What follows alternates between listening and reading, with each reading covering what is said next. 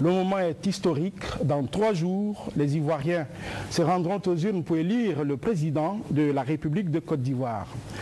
Face à face, M. Babo Laurent, président sortant, candidat de la majorité présidentielle, LMP, et M. Ouattara Alassane, candidat du Rassemblement des Républicains, RDR, soutenu par le Rassemblement des Oufoutistes pour la démocratie et la paix, le RHDP.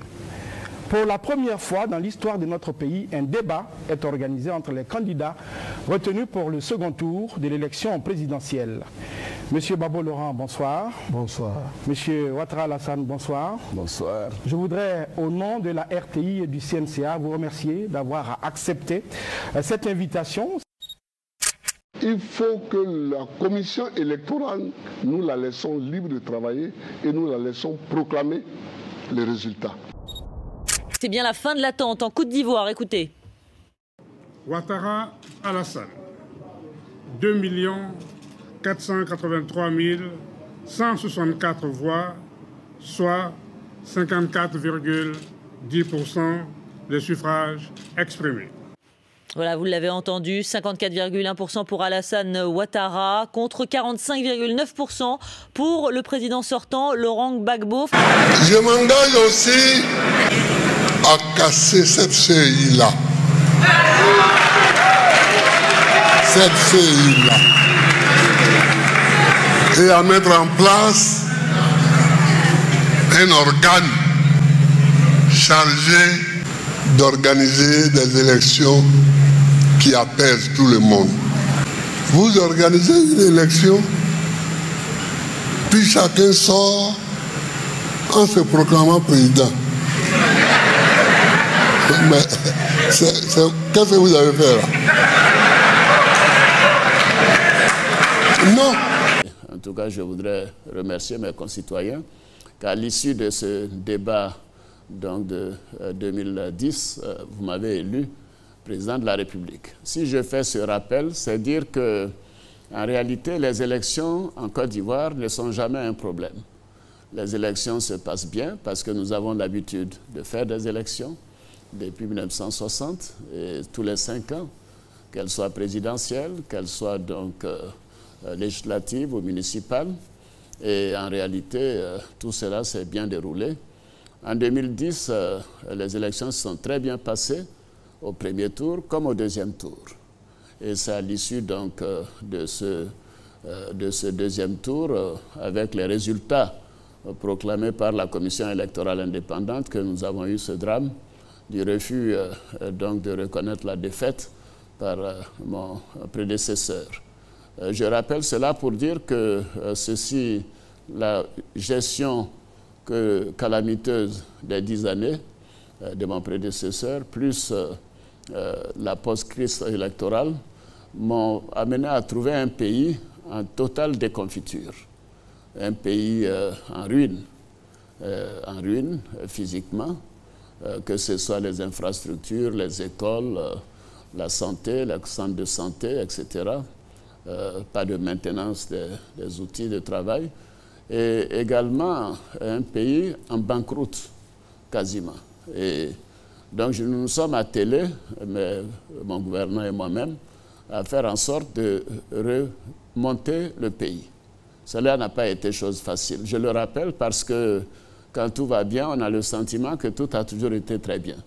Mais ces 4 années, je peux vous dire, chers concitoyens, ont été difficiles. Parce que le pays était dans un état catastrophique, dans tous les secteurs. Je ne veux pas vous ennuyer avec des chiffres. Je pense que vous et moi qui avons vécu ces réalités, nous le savons. Et nous avons fait de notre mieux.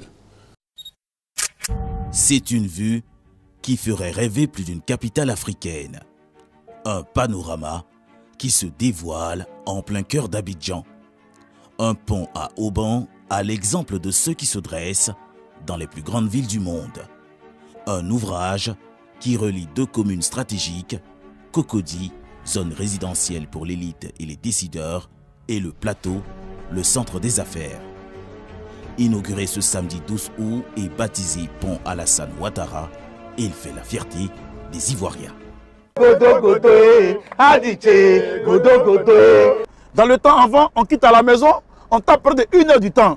avant d'arriver au boulot. Maintenant, une fois qu'on prend le pont, en moins de 2 minutes, paf, on est au plateau. Nous, aujourd'hui à Benjerville, pour rentrer au plateau, on n'aura pas besoin de passer par Djamé. On a Cocody Net, on est au plateau. Vraiment, l'émotion y est tellement, je ne sais pas ce que je vais dire. Un pont achevé, mais en réalité, première étape d'un chantier titanesque, celui de l'aménagement de la baie de Cocody. Un grand chantier, comme il s'en multiplie depuis quelques années à travers toute la Côte d'Ivoire. C'est le cas de celui-ci. L'autoroute Y4, une voie de contournement qui ceinture le Grand Abidjan, longue de 24 km, une route toujours en chantier, mais qui suscite un fort engouement. C'est vrai, ce n'est pas encore fini, mais quand on regarde, on se dit quoi, peut-être qu'il y aura, puisqu'il y aura des voies qui vont repartir, quoi, ça va nous arranger un peu. Ici, Benjerville, quand tu peux faire au moins 2 heures du temps, au moins 1 heure du temps, bon, ça n'arrange pas. Donc, avec les voies, sincèrement, je sais que ça a amélioré beaucoup. Mais une autre voie est encore plus attendue, celle du métro d'Abidjan. Un projet révolutionnaire pour le pays et pour lequel les procédures de libération d'emprise se poursuivent avec 10 000 personnes déjà indemnisées à ce jour sur les 15 023 impactées. Le métro desservira 8 communes du district d'Abidjan et transportera par jour 540 000 passagers. Pont, métro ou encore route. Le pays a enclenché une nouvelle vague de modernisation avec plusieurs infrastructures de premier plan lancées par le gouvernement ivoirien. On a des infrastructures extrêmement importantes, le pont à Auban, le 4e pont, les sorties est, les sorties ouest, je dirais, de Thomasé, de Songon, on a l'autoroute de contournement. Bon, tout ça, ce sont des routes qu'on est en train de faire, qu'on est en train d'élargir, qu'on est en train d'agrandir. Abidjan est en train de se transformer complètement. Ce n'est pas les 2 ou 3 routes que vous êtes en train de voir.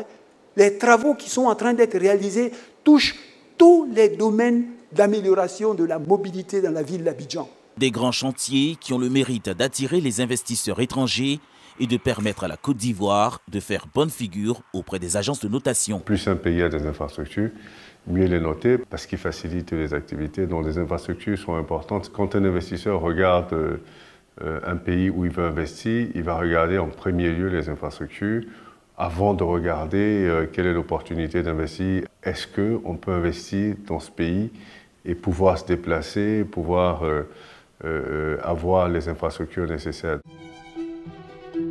Et justement, l'action du gouvernement ivoirien ne se limite pas à Abidjan. De nombreuses villes de l'intérieur du pays sont aussi concernées.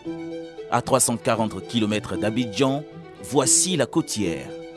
Une route capitale qui relie les 2 villes portuaires du pays, Abidjan et San Pedro. 350 km de route à réfectionner, environ 300 milliards de francs CFA et scindée en 3 tronçons. Ici, à 22 km de San Pedro, dans le petit village de Nemelin, ces ouvriers sont en plein atelier de revêtement de la chaussée. Prends la pelle, tu me fais un bon sablage. Une épaisseur qui lui permettra d'avoir une durée de vie moyenne d'environ 25 ans. Les premiers qui attendent la finalisation de cet ouvrage, ce sont les usagers. Les opérateurs économiques mettaient entre 8 et 12 heures de temps pour avoir accès à Abidjan. Aujourd'hui, notre rêve est devenu réalité. La côtière a été réhabilitée et les opérateurs économiques de San Pedro rejoignent Abidjan en seulement 4 heures de temps. Le projet permet aussi à plusieurs villes de bénéficier de routes dont le bitumage est en cours. C'est le cas de cette voie qui donne accès au stade de San Pedro. Les travaux de terrassement déjà bien avancés devraient s'achever à temps pour la prochaine Coupe d'Afrique des Nations de football.